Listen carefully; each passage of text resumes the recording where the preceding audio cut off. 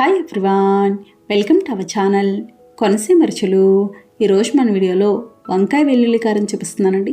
చాలా రుచిగా ఉంటుంది, చాలా సింపుల్గా చేసుకోవచ్చు. ఇది చేయడానికి కూడా పెద్ద టైం పట్టదు. ఈ విధంగా ఒకసారి చేసి చూడండి, నోటికి కారం కారంగా భలే రుచిగా ఉంటుంది. వంకాయ అంటే ఇష్టం లేని వాళ్ళు కూడా తింటారు, అంత బాగుంటుంది. వంకాయ వెల్లుల్లి కారానికి వంకాయలు 1/2 కేజీ తీసుకున్నానండి. నేను గుత్తు వంకాయకు వాడే వంకాయలు తీసుకున్నాను. ఇవి లేకపోతే గనక తెల్ల వంకాయలతో కూడా చేసుకోవచ్చు. ఇవైతే ఇంకా బాగుంటాయి. ముందుగా వెల్లుల్లి కారం చూద్దాము. వెల్లుల్లి కారం దంచుకోవడానికి ఇలాంటి దాంట్లో కానీ రోట్లో కానీ అయితే బాగుంటుంది. 10 వెల్లుల్లి రేకలు తీసుకున్నానండి. వెల్లుల్లి రేకలు వేసి కచ్చాపచ్చాగా దంచుకోవాలి. ఈ విధంగా ఉండాలి, మరీ మెత్తగా ఉండకూడదు. ఇప్పుడు ఇందులో తగినంత కారం వేసి మళ్ళొకసారి దంచుకోవాలి. కారం అంతగా తక్కువైతే తర్వాత వేసుకోవచ్చు. నేను 1/2 కేజీ వంకాయలకి 1 స్పూన్ వేసుకున్నానండి. అదే మిక్సీలో అనుకోండి మెత్తన ముద్దలా అయిపోయి అంత బాగుండదు. మనకి వెల్లుల్లి అక్కడక్కడ కనిపించేలా ఉంటే బాగుంటుంది. చూడండి, ఈ విధంగా ఉండాలి. వెల్లుల్లి కారం తయారైంది. ఇప్పుడు కూర చూద్దాం. స్టవ్ ఆన్ చేసి ప్యాన్ పెట్టి నూనె వేసుకోవాలి. నూనె వేడయ్యాక 1/2 స్పూన్ జీలకర్ర, 1/2 స్పూన్ ఆవాలు, కొంచెం కరివేపాకు వేసి ఫ్రై చేసుకోవాలి. ఇంకా మిగతా పోపు గింజలేమీ అవసరం ఉండదు. పోపుల బాగా వేగాక చిన్నగా కట్ చేసిన ఉల్లిపాయ ముక్కలు, పెద్ద ఉల్లిపాయ 1 తీసుకున్నాను. కొద్దిగా పసుపు, తగినంత ఉప్పు వేసి కలుపుకోవాలి. ఉల్లిపాయ బాగా వేగాలి. ఉల్లిపాయ ముక్కలు వేగే లోపల వంకాయలు కట్ చేసుకుందాం.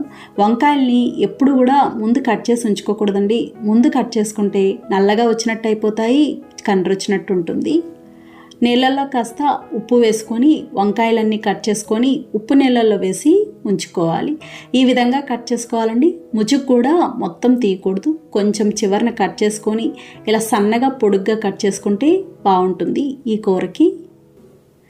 చూడండి, వంకాయలన్నీ ఇలా కట్ చేసుకున్నాం కదా, ఈ లోపల ఉల్లిపాయ ముక్కలు కూడా బాగా వేగినాయి. ఇలా ఉండాలి. ఇప్పుడు ఇందులో మనం ముందుగా కట్ చేసుకున్న వంకాయ ముక్కలు వేసి కలుపుకోవాలి. వంకాయ ముక్కలు చాలా త్వరగా మగ్గుతాయండి, పెద్ద టైం పట్టదు. ఇంకా ఇందులో నీళ్లు కానీ ఏమీ వేయాల్సిన అవసరం ఉండదు. ఇలా బాగా కలిపి మూత పెట్టేసి మీడియం ఫ్లేమ్లో మగ్గించుకోవాలి. మధ్య మధ్యలో మూత తీసి కలుపుతూ ఉండాలి, సమానంగా మగ్గుతాయి. మనం కాకరకాయ వెల్లుల్లి కారం చేస్తాం కదండి, అది ఎంత బాగుంటుందో వంకాయ వెల్లుల్లి కారం కూడా అంతే బాగుంటుంది. తక్కువ టైంలో సింపుల్గా అయిపోతుంది. ఈ కూర చేసుకొని చారు కానీ, మజ్జిగ చారు కానీ, రసం కానీ ఇలాంటివి కాంబినేషన్గా చేసుకుంటే చాలా బాగుంటుంది. చూడండి, ఇది ఇలా బాగా మగ్గింది కదా, ఈ విధంగా ఉండాలి. ఇలా మగ్గితే సరిపోతుంది. ఇప్పుడు ఇందులో మనం ముందుగా దంచుకున్న వెల్లుల్లి కారం వేసుకోవాలి. అలాగే స్పూనున్నర ఎండు కొబ్బరి పొడి వేసుకోవాలండి. ఎండు కొబ్బరి పొడి వేయడం వల్ల చాలా బాగుంటుంది. ఒకవేళ మీ దగ్గర కొబ్బరి పొడి లేకపోతే కనుక ఎండు కొబ్బరి ముక్కలు వెల్లుల్లి దంచుకునే ముందే దంచుకొనైనా వేసుకోవచ్చు, అలా కూడా బాగుంటుంది. ఇలా బాగా కలిపి మూత పెట్టేసి 1 నిమిషం మగ్గించుకొని స్టవ్ ఆఫ్ చేసుకోవచ్చు. అలాగే ఒకసారి రుచి చూసుకొని అంతగా కారం తక్కువైతే ఇంకొంచెం కారం వేసుకోవచ్చు. 1 నిమిషం తర్వాత ఈ విధంగా ఉంటుంది. ఇప్పుడు స్టవ్ ఆఫ్ చేసుకోవాలి. ఇంతేనండి, వంకాయ వెల్లుల్లి కారం తయారైంది. చాలా చాలా బాగుంటుంది. 1-2 రోజుల వరకు నిల్వ ఉంటుంది. ఆలు కుర్మా చూపిస్తున్నానండి. చాలా రుచిగా ఉంటుంది, చాలా సింపుల్గా చేసుకోవచ్చు. ఈ విధంగా ఒకసారి చేసి చూడండి, ఇంట్లో అందరు ఇష్టంగా తింటారు. ఇది అన్నం, చపాతీ, పుల్కా, ఫ్రైడ్ రైస్, బిర్యానీ దేనిలోకైనా కూడా తినచ్చు. చాలా బాగా వస్తుంది. అన్ని మసాలా కూరల కంటే ఈ కూర చేయడం చాలా ఈజీ. ఆలు కుర్మాకి బంగాళదుంపలు 1/2 కేజీ తీసుకున్నానండి. బంగాళదుంపల్ని ఇలా 2 ముక్కలుగా చేసి ఉడికించుకోవాలి. ఉడికించుకున్నాక పొట్టు తీసి ఈ విధంగా లైట్గా మెదుపుకోవాలి. మరీ మెత్తగా మెదుపుకోకూడదండి, ఇలా ముక్కల్లా వచ్చేలా మెదుపుకుంటే సరిపోతుంది. ఈ కుర్మాకి ముక్కలు కట్ చేసుకునే దానికంటే కూడా చేత్తో ఇలా మెదుపుకొని వేసుకుంటే బాగుంటుంది. చూడండి, అన్నీ ఇలా మెదుపుకున్నాం కదా. ఇప్పుడు కూర చూద్దాము. స్టవ్ ఆన్ చేసి ప్యాన్ పెట్టి నూనె వేసుకోవాలి. నూనె కూడా కాస్త ఎక్కువే పడుతుంది, మసాలా కూర కాబట్టి. నూనె వేడయ్యాక చిన్నగా కట్ చేసిన ఉల్లిపాయ ముక్కలు, పెద్ద ఉల్లిపాయ 1, కొంచెం పసుపు, తగినంత ఉప్పు వేసి కలుపుకోవాలి. ఉల్లిపాయ బాగా వేగాలి. బంగాళదుంపలు ఉడికించి పెట్టుకుంటే ఈ కూర చేయడానికి పెద్ద టైం పట్టదు. చూడండి, ఉల్లిపాయ ఇలా బాగా వేగింది కదా. ఇలా వేగాక అర స్పూన్ అల్లం వెల్లుల్లి పేస్ట్ వేసి పచ్చివాసన పోయే వరకు వేయించుకోవాలి. చూడండి, ఇది కూడా ఇలా వేగింది కదా. ఇప్పుడు ఇందులో తగినంత కారం, ఒక స్పూన్ ధనియాలు జీలకర్ర కలిపిన పొడి వేసి కలుపుకోవాలి. కారం కనుక అంతగా తక్కువైతే తర్వాత చూసి వేసుకోవచ్చు, ఎందుకంటే మళ్ళీ ఇందులో పచ్చిమిర్చి కూడా వేస్తాం కాబట్టి. ఇలా బాగా కలుపుకున్నాక చిన్న కప్పుతో 1 కప్పు పెరుగు వేసుకోవాలి. పెరుగు పుల్లగా ఉండకూడదండి. పుల్లటి పెరుగు వేస్తే కూరంతా పుల్లగా అయిపోతుంది. పెరుగు వేయడం వల్ల చూడండి చిక్కబడినట్టు అవుతుంది, గ్రేవీలా వస్తుంది, అలాగే రుచి కూడా చాలా బాగుంటుంది. ఇప్పుడు ఇందులో మనం మెదిపి ఉంచుకున్న బంగాళదుంప ముక్కలు వేసి కలుపుకోవాలి. ఇలా బాగా కలుపుకొని తగినన్ని నీళ్లు పోసి మీడియం ఫ్లేమ్లో ఉడికించుకోవాలి. నేను పెద్ద గ్లాస్తో 1 గ్లాస్ వరకు వేస్తున్నానండి. అంతగా తక్కువైతే తర్వాత చూసి వేసుకోవచ్చు. ఇలా బాగా కలుపుకొని మూత పెట్టేసి మీడియం ఫ్లేమ్లో 5 నిమిషాల పాటు ఉడికించుకోవాలి. ఇవి ముందుగానే ఉడికించుకున్న బంగాళదుంపలు కాబట్టి ఈ కూర ఉడకడానికి పెద్ద టైం పట్టదు. 5 నిమిషాల తర్వాత ఈ విధంగా ఉంటుంది. చూడండి, ఇలా బాగా ఉడికింది కదా. ఇప్పుడు ఇందులో 1 స్పూన్ కసూరి మేతి. కసూరి మేతి అంటే ఎండు మెంతాకు ఉంటుంది కదండి, అది. ఏ మసాలా కూరకైనా ఈ కసూరి మేతి వేస్తే ఫ్లేవర్ చాలా బాగుంటుంది. సన్నగా కట్ చేసిన పచ్చిమిర్చి ముక్కలు, పచ్చిమిర్చి 3 కాయలు, అర స్పూన్ గరం మసాలా వేసి కలుపుకోవాలి. ఇలా బాగా కలిపి మూత పెట్టేసి ఇంకొక 3 నిమిషాల పాటు మీడియం ఫ్లేమ్లో ఉడికించుకోవాలి. 3 నిమిషాల తర్వాత ఈ విధంగా ఉంటుంది. కూరంతా చిక్కబడి నూనె పైకి తేలింది అంటే ఉడికినట్టే. ఇలా ఉండాలి. పల్చగా ఉండకూడదండి, మరీ పల్చగా ఉండకూడదు, మరీ చిక్కగా ఉండకూడదు, సమానంగా ఉండాలి. ఇప్పుడు చివరిగా కొంచెం కొత్తిమీర వేసి కలిపి స్టవ్ ఆఫ్ చేసుకోవాలి. ఇంతేనండి, ఆలూ కుర్మా తయారైంది. చాలా చాలా బాగుంటుంది. అలాగే ఈ కుర్మా ముఖ్యంగా మీరు సింపుల్గా పలావ్ చేసి పలావ్లోకి తినండి, చాలా బాగుంటుంది. అలాగే మా సైడ్ అయితే పులిహోరలోకి ఆలూ కుర్మా తింటారండి, కాంబినేషన్ బాగుంటుంది. ఒక్కసారి ట్రై చేసి చూడండి. వీడియోలో దొండకాయ ఉల్లికారం చూపిస్తున్నానండి. చాలా రుచిగా ఉంటుంది, చాలా సింపుల్గా చేసుకోవచ్చు. దొండకాయతో రకరకాల కూరలు చేస్తూనే ఉంటాం కదండి. ఈ విధంగా ఒకసారి ఉల్లికారం కూడా చేసి చూడండి. నోటికి కారం కారంగా భలే రుచిగా ఉంటుంది. అలాగే మనకి ఇది 1 వారం రోజుల వరకు నిల్వ ఉంటుంది, అస్సలు పాడవదు. తక్కువ టైంలో సింపుల్గా చేసుకోవచ్చు. దొండకాయ ఉల్లికారానికి దొండకాయలు 1 కేజీ తీసుకున్నానండి. ఈ విధంగా కట్ చేసుకోవాలి. ఇప్పుడు ముందుగా ఉల్లికారం చూద్దాము. ఉల్లికారం కోసం స్టవ్ ఆన్ చేసి పాన్ పెట్టి నూనె వేసుకోవాలి. నూనె వేడయ్యాక కారానికి సరిపడా ఎండుమిరపకాయలు వేసి ఫ్రై చేసుకోవాలి.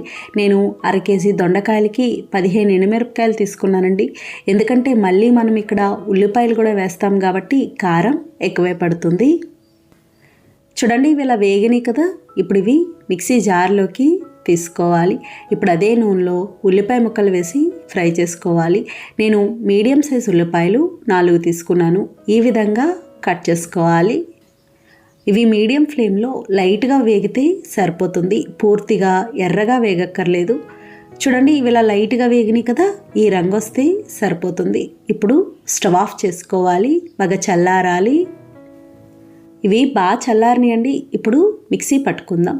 ముందుగా మిక్సీ జార్లో ఎండుమిర్చి ఉన్నాయి కదా, ఎండుమిర్చి మెత్తగా మిక్సీ పట్టుకోవాలి. చూడండి, ఇలా మిక్సీ పట్టుకున్నాం కదా. ఇప్పుడు ఇందులో మనం ముందుగా వేయించిన ఉల్లిపాయ ముక్కలు వేసి కచ్చాపచ్చాగా మిక్సీ పట్టుకోవాలి, మెత్తగా ఉండకూడదు. ఒకవేళ మీ దగ్గర రోల్ ఉండి రోట్లో దంచుకుంటే ఇంకా బాగుంటుంది. చూడండి, ఇలా మిక్సీ పట్టుకున్నాం కదా, ఈ విధంగా ఉండాలి. అక్కడక్కడ ఉల్లిపాయ ముక్కలు కనిపించేలా ఉంటే బాగుంటుంది. ఉల్లికారం తయారైంది. ఇప్పుడు దొండకాయ ముక్కలు వేయించుకుందాం. స్టవ్ ఆన్ చేసి పాన్ పెట్టి నూనె వేసుకోవాలి. నూనె వేడయ్యాక దొండకాయ ముక్కలు వేసి బాగా కలిపి మూత పెట్టేసి మీడియం ఫ్లేమ్లో మగ్గించుకోవాలి. దొండకాయ వేగడానికి కాస్త టైం పడుతుంది. ఇలా మూత పెట్టేసి మగ్గించుకుంటే త్వరగా వేగుతాయి. మీరు నార్మల్గా ఫ్రై చేసేటప్పుడు కూడా ఈ విధంగా చేసి చూడండి, త్వరగా వేగుతాయి. సగం మగ్గేంత వరకు మూత పెట్టుకుంటే సరిపోతుంది, పూర్తిగా అవసరం ఉండదు. చూడండి ఇవి ఇలా బాగా మగ్గినాయి కదా, ఈ విధంగా ఉండాలి. ఇలా మగ్గాక ఇంకా మూత పెట్టకుండానే వేయించుకోవాలి. ఇంకా ఇవి వేగడానికి పెద్ద టైం పట్టదు. చూడండి ఇవి ఇలా బాగా వేగినాయి కదా, ఇలా వేగితే సరిపోతుంది. ఇప్పుడు ఇందులో మనం ముందుగా మిక్సీ పట్టుకున్న ఉల్లికారం వేసుకోవాలి. ఉల్లికారం వేసే కూడా ఇంకా పెద్ద టైం పట్టదండి, ఒక 4-5 నిమిషాల్లో అయిపోతుంది. ఇప్పుడు ఇందులో తగినంత ఉప్పు, కొద్దిగా పసుపు వేసి కలుపుకోవాలి. ఇలా బాగా కలిపి మీడియం ఫ్లేమ్లో కొద్దిగా రంగు మారే వరకు వేయించుకోవాలి. మనకు తెలుస్తుందండి, రంగు మారితే ఇది మగ్గినట్టి. చూడండి ఇది ఇలా బాగా వేగింది కదా, ఈ విధంగా ఉంటుంది. ఇలా రంగు మారింది అంటే వేగినట్టే. ఇప్పుడు స్టవ్ ఆఫ్ చేసుకోవాలి. ఇంతేనండి, దొండకాయ ఉల్లికారం తయారైంది. చాలా చాలా బాగుంటుంది. వారం రోజుల వరకు నిల్వ ఉంటుంది. ఫ్రిడ్జ్లో కూడా పెట్టుకోక్కర్లేదు, బయటే ఉంటుంది. కాకరకాయ పులుసు చూపిస్తున్నానండి, చాలా రుచిగా ఉంటుంది. చాలా సింపుల్గా చేసుకోవచ్చు.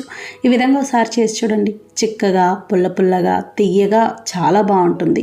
అలాగే ఇది మనకి ఒక వారం రోజుల పైనే నిల్వ ఉంటుంది, అస్సలు పాడవదు. కాకరకాయ పులుసుకి కాకరకాయలు 1 కేజీ తీసుకున్నానండి. కాకరకాయల్ని బాగా కడిగి పైన లైట్గా చెక్కు తీసి ఇలా రౌండ్గా కట్ చేసుకోవాలి. కొంచెం లావుగానే కట్ చేసుకోవాలి, మరీ పల్చగా కట్ చేసుకోకూడదు. ఇప్పుడు కాకరకాయ ముక్కలను ఒక గిన్నెలోకి వేసి ఇందులో కొంచెం పసుపు, ఒక 1/2 స్పూన్ వరకు ఉప్పు వేసి కలుపుకోవాలి. ఉప్పుకి కొలత ఏముండదండి, నేను 1 కేజీ కాకరకాయలకి ఒక 1/2 స్పూన్ వరకు వేసుకున్నాను. ఇలా బాగా కలిపి మూత పెట్టేసి ఒక్క అరగంట పాటు అలా ఉంచేసేయాలి. ఇలా ఉంచడం వల్ల కాకరకాయల్లో ఉన్న నీరు వచ్చేస్తుంది. అరగంట తర్వాత ఈ విధంగా ఉంటాయి. చూడండి కాకరకాయ ముక్కల్లో నీరు వచ్చినట్టు అవుతుంది. ఇప్పుడు ఒకసారి కలిపి కాకరకాయ ముక్కల్ని గట్టిగా పిండి ప్లేట్లోకి తీసుకోవాలి. ఇలా చేయడం వల్ల కాకరకాయలో కొంచెం చేదు తగ్గుతుంది. ఒకవేళ మీకు ఇలా వద్దు అనుకుంటే డైరెక్ట్గా కాకరకాయ ముక్కల్ని వేయించుకోవచ్చు. అలాగే ముక్కలు ఇలా పిండి తీసుకోవడం వల్ల ఇవి క్రిస్పీగా కూడా వేగుతాయి, త్వరగా వేగుతాయి. చూడండి ముక్కలన్నీ ఇలా తీసుకున్నాం కదా, ఇప్పుడు ఇవి వేయించుకుందాం. స్టవ్ ఆన్ చేసి ప్యాన్ పెట్టి నూనె వేసుకోవాలి. నూనె కూడా కాస్త ఎక్కువే పడుతుంది. నూనె వేడయ్యాక కాకరకాయ ముక్కలు వేసి మీడియం ఫ్లేమ్లో దోరగా వేయించుకోవాలి. ఇలా కలుపుతూ ఉండాలండి, సమానంగా వేగుతాయి. అలాగే మూత పెట్టాల్సిన అవసరం ఉండదు. మూత పెడితే కాకరకాయ ముక్కలన్నీ మెత్తన పేస్ట్ లాగా అయిపోతాయి. ఇవి వేగేంత వరకు కూడా మధ్య మధ్యలో కలుపుతూ ఉండాలి, సమానంగా వేగుతాయి. అలాగే ఈ పులుసుకి ఇలా ముక్కలు వేయించి చేసుకుంటే చాలా బాగుంటుంది. ఎంతో కొంత చేదు తగ్గుతుంది, రుచి బాగుంటుంది. కొంతమంది వేయించరండి, డైరెక్ట్గా పులుసు పెట్టేస్తారు. చూడండి ఇవి ఇలా బాగా వేగినాయి కదా, ఈ విధంగా వేగాలి. కొంచెం క్రిస్పీగా ఉన్నట్టు ఉంటాయి. ఇప్పుడు ఇవి ప్లేట్లోకి తీసుకోవాలి. అలాగే కాకరకాయల్లో ఉన్న గింజలు మాత్రం అస్సలు తీయద్దు, అవి వేగి క్రిస్పీగా ఉండి చాలా బాగుంటాయి. ఇప్పుడు అదే నూనెలో చిన్నగా కట్ చేసిన ఉల్లిపాయ ముక్కలు, మీడియం సైజు ఉల్లిపాయలు 3 తీసుకున్నాను 1/2 కేజీ కాకరకాయలకి. ఇందులో కొద్దిగా పసుపు, తగినంత ఉప్పు వేసి కలుపుకోవాలి. అలాగే ఇందులో పచ్చిమిర్చి ముక్కలు, పచ్చిమిర్చి 4 కాయలు, కొద్దిగా కరివేపాకు వేసి కలుపుకోవాలి. ఉల్లిపాయ బాగా వేగాలి. అలాగే మీకు కావాలి అనుకుంటే ఆవాలు, జీలకర్ర, ఇంగు వేసి కూడా పోపు పెట్టుకోవచ్చు. చూడండి ఇలా బాగా వేగినాయి కదా, ఇలా వేగితే సరిపోతుంది. ఇప్పుడు ఇందులో మనం ముందుగా వేయించుకున్న కాకరకాయ ముక్కలు, పులుపుకు సరిపడినంత చింతపండు రసం ఎక్కువే పడుతుంది. నేను పెద్ద నిమ్మకాయ సైజు అంత చింతపండుని నానబెట్టుకున్నాను. ఇందులో పెద్ద గ్లాసుతో 1 గ్లాస్ వరకు నీళ్లు పోసుకోవాలి. తీపికి సరిపడినంత బెల్లం కూడా ఎక్కువే పడుతుంది. నేను చిన్న కప్పుతో 1 కప్పు వరకు వేస్తున్నాను. ఈ పులుసుకి బెల్లం, పులుపు ఎక్కువే పడతాయి. తగినంత కారం వేసి కలుపుకోవాలి. ఇలా బాగా కలిపి మీడియం ఫ్లేమ్లో మూత పెట్టేసి పులుసు చిక్కబడే వరకు ఉడికించుకోవాలి. ఇది చిక్కబడడానికి కాస్త టైం పడుతుంది. అలాగే మీకు కొంచెం ఉడికిన తర్వాత రుచి చూసుకొని పులుపు చాలకపోయినా, తీపి చాలకపోయినా ఇంకొంచెం చింతపండు రసం, బెల్లం వేసి ఉడికించుకోవచ్చు. మధ్య మధ్యలో మూత తీసి కలుపుతూ ఉండాలి. చూడండి, ఇది ఇలా బాగా ఉడికింది కదా, ఈ విధంగా ఉండాలి. రంగు కూడా ఇలా పూర్తిగా మారిపోతుంది, చిక్కబడినట్టు అవుతుంది. ఇలా ఉంటేనే కాకరకాయ పులుసు బాగుంటుంది. మీరు చింతపండు పులుసు తక్కువ వేసినా, తీపి తక్కువ వేసినా కూడా ఈ విధంగా ఉండదు. ఇప్పుడు స్టవ్ ఆఫ్ చేసుకోవాలి. ఇంతేనండి, కాకరకాయ పులుసు తయారైంది. చాలా చాలా బాగుంటుంది. కాకరకాయ అంటే ఇష్టం లేని వాళ్ళు కూడా తింటారు, అంత బాగుంటుంది. వారం రోజుల పైన నిల్వ ఉంటుంది. ఫ్రిడ్జ్లో పెట్టాల్సిన అవసరం ఉండదు. చూశారు కదా ఫ్రెండ్స్, చాలా సులభంగా తయారు చేసుకున్నాం. నచ్చిందండి వీడియో? మీకు నచ్చితే లైక్ చేయండి, షేర్ చేయండి, కామెంట్ చేయండి. Thank you for watching.